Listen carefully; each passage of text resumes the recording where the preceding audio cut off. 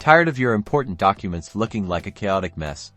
Let's fix that by mastering page numbering in Microsoft Word. First, open your Word document and click on the Insert tab located at the top of the screen.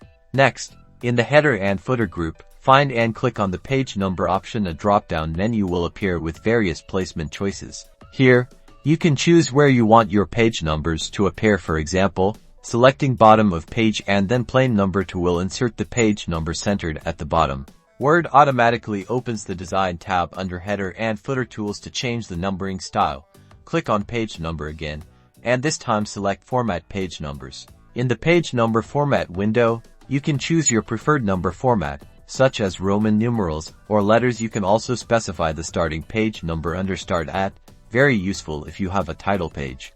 If you don't want a page number on your title page, in the Design tab, simply check the box that says Different First Page. And that's it. Now you know how to add, customize, and format page numbers in Microsoft Word, giving your documents a professional and organized touch. Thanks for watching.